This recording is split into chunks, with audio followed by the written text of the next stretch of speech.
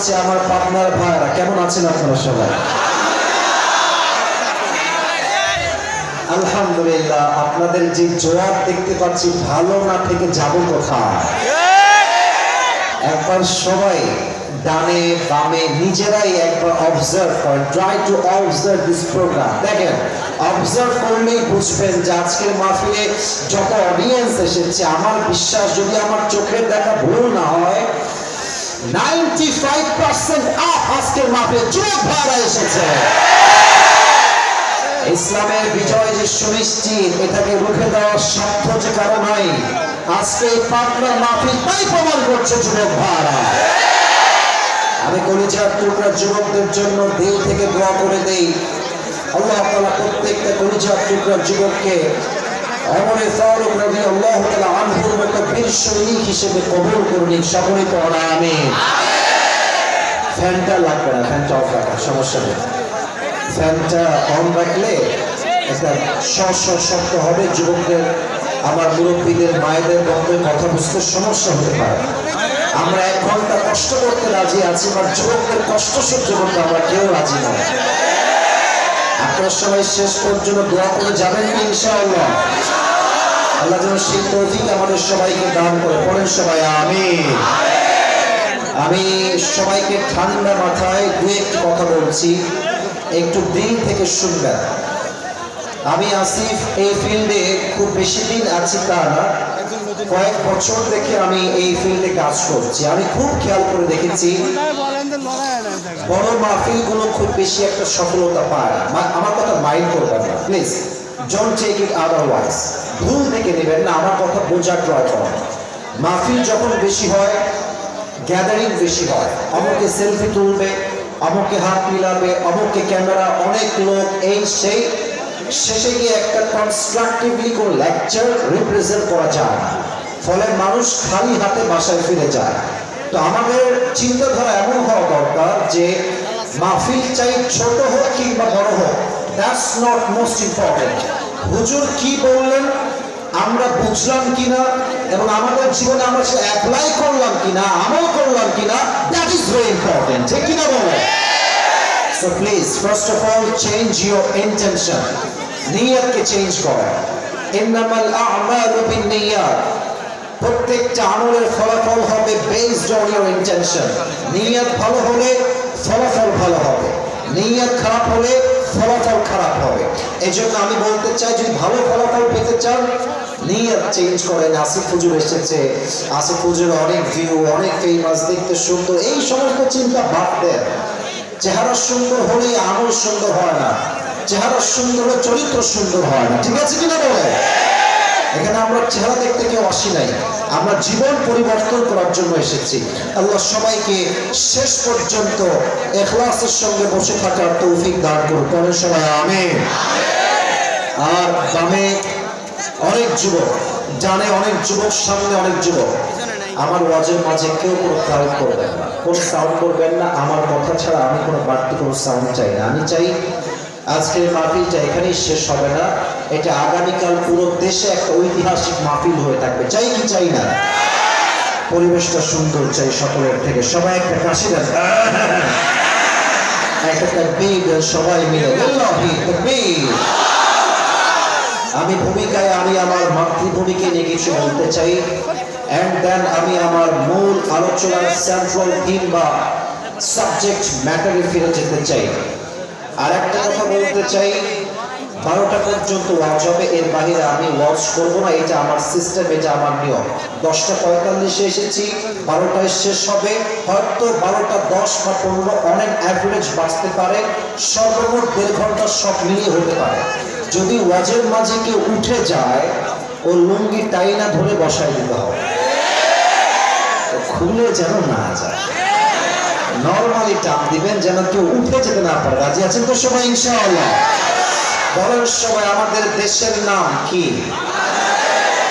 আপনারা কাপুরুষের মতো বললেন কেন? সবাই বলেন, আমাদের দেশের নাম কি? বাংলাদেশি হতে পেরে আমরা সবাই খুশি না বেজার? এই দেশের সবচেয়ে বড় বৈশিষ্ট্য হচ্ছে বাংলাদেশের মানুষ কলিজার থেকে ইসলামকে ভালোবাসে। তার একটা বিশাল বড় প্রমাণ হয়ে গিয়েছে কালকে কক্সবাজারের পেকুয়ার মাটিতে আজহারের মাহফিলের যুবক ভাই। আপনি আমার কথায় মাইন্ড নেবেন না, আমি আপনাকে একটা কথা বলতে চাই। এই দেশে আজহারের মাহফিলে যে পরিমাণ লোক হয়েছে এবং আগামীতে হবে, আমি আপনাকে চ্যালেঞ্জ করে লিখতে পারবো কোন রাজনৈতিক সভায় টাকা খরচ করে এই পরিমাণ লোক হারিকেন দিয়ে খুঁজে পাওয়া যাবে না। ইভেন আপনি একটু খেয়াল করেন, যারা গ্লামার নিয়ে কাজ করে, আবারও বলছি আমার কথা বুঝতে হলে আপনাকে ব্রেন দিয়ে নয় দিল থেকে শুনতে হবে। যারা গ্লামার নিয়ে কাজ করে, যেমন মনে করেন তাদের লাইফস্টাইল খুবই ডিফারেন্ট, ড্রেস অলওয়েজ কোয়ালিফাইড, এক জামা দুইবার পরে না, মুভি করে, সিঙ্গার, নায়ক, গায়ক, প্লেয়ার, ইন্টারন্যাশনাল প্লেয়ার। আপনি খুব খেয়াল করেন এই দেশে যত নায়ক আছে, যত গায়ক আছে, যত খেলোয়াড় আছে, সবাইকে এক মাঠে নিয়ে আসবেন আর আমাদের কলিজার টুকরা আজহারিকে আপনারা আরেক মাঠে নিয়ে আসবেন। আমি আসিফ উইথ 100% গ্যারান্টি দিয়ে এফোর্ট দিয়ে বলতে পারি, ওখানে থাকবে 100 সেলিব্রিটি আর আজহারি থাকবে আরেক মাঠে, ওদের চাইতে 95% লোক আজহারির মাহফিলে বেশি হবে।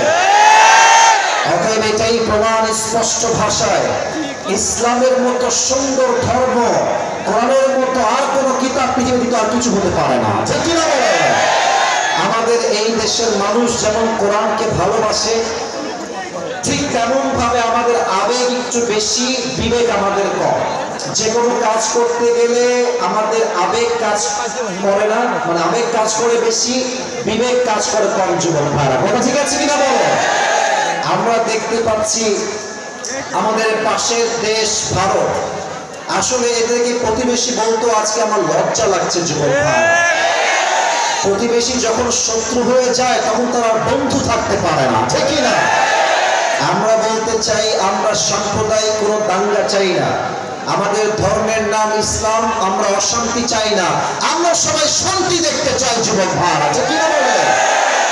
ভারত আমাদের দেশকে নিয়ে খুব মিথ্যাচার করছে এবং ভারতের সাংবাদিক আছে দেখবেন বাংলাদেশ থাকবে না। পাটনার ভাইরা এটাকে দেখলে আমার গুলিস্তানের হকার মনে হয়। আমার মনে হয় এটা সাংবাদিক না হয়ে গুলিস্তানে আন্ডারপ্যান্ট বিক্রি করলে বেশি বানাবে পাটনার ভাইরা। আমরা মুসলমান ঘরের সন্তান, তাই আমরা চুপচাপ থাকি, না হলে এই সমস্ত মেন্টালদেরকে আমাদের সাইজ করতে 5 মিনিটও সময় লাগে না। যদি আমাদের কাছে অনুমতি আসে সাইজ করতে হবে, এই সমস্ত পাগলদেরকে পাবনা মেন্টাল হসপিটালে পাঠাতে আমাদের 5 মিনিট সময় লাগবে না। আমরা মারামারি চাই না, তবে হ্যাঁ যুদ্ধ একদিন হবে, এটার নাম হচ্ছে গজওয়াই হিন্দ। হিন্দুস্তানের সঙ্গে মুসলমানদের একটা যুদ্ধ। আল্লাহর হাবিব বলেছেন এই যুদ্ধ যখন বাঁধবে, হাজার হাজার মুসলমান নওজওয়ানরা মাথায় কাপড়ের কাপড় বেঁধে আল্লাহর রাস্তায় জিহাদ করার জন্য প্রস্তুত হয়ে যাবে। ভারতকে আমি রেড অ্যালার্ট দিতে চাই আজকের এই পাবনার মাহফিল থেকে, আমাদের সাথে তোমরা খেলতে এসো না। আমরা যেমন নরম হতে পারি, আমরা তেমন গরম হতে পারি। পাবনার ভাই, পানিকে ঠান্ডা দেখে কেউ যদি ভাবে there is no power of water, he is absolutely wrong। যদি কেউ দেখে পানি ঠান্ডা, স্থির কোনো স্রোত নাই, সে ভুল ভাবছে। পানি ঠান্ডা যেমন থাকে, পানির স্রোত গর্জন যখন শুরু হয়ে যায়, একটা সমুদ্রের পানি মাথার সমান, পাহাড় সমান, বিশাল আকাশ সমান পাহাড়কেও ভেঙে চুরে চূর্ণ বিচূর্ণ করে দেয়। আমরা দেখেছি ডক্টর ইউনূস সাহেব অনেক ভদ্র মানুষ, তাই ভারতরা একটু বেশি বাড়াবাড়ি করছে। আমি ভারতদেরকে বলতে চাই স্পষ্ট ভাষায়, যদি তোমরা তোমাদের বউকে আবার আমাদের দেশের ক্ষমতার চেয়ারে বসাতে চাও, দ্বিতীয় বিশ্বযুদ্ধ শুরু হয়ে যায়। এত সহজ নয়। তিনি বলছেন যে চট করেই ঢুকে যাবে, আর আমরা বসে বসে আঙ্গুল চুষবো, তাই না আপনার ভাইরা? তারা আমাদের কলিজার টুকরা আল্লামা দেলোয়ার হোসেন সাঈদী হুজুরকে নির্বিচারে হত্যা করেছে। আপনার ভাইরা, মিজানুর রহমান আজহারী যখন কঠিন ফ্লোতে দাওয়াতের কাজ করছিল, তাকে চাপ দিয়ে দেশ ত্যাগ করতে বাধ্য করেছে। আপনার অতএব স্পষ্ট ভাষায় আজকে পাবনার জমিনে বলতে চাই, আগামীতে নির্বাচন হবে। আমরা স্পষ্ট ভাষায় বলছি, আগামীতে আমাদের প্রধানমন্ত্রীত্বের চেয়ে আমরা কোনো নারীর ক্ষমতা দেখতে চাই না।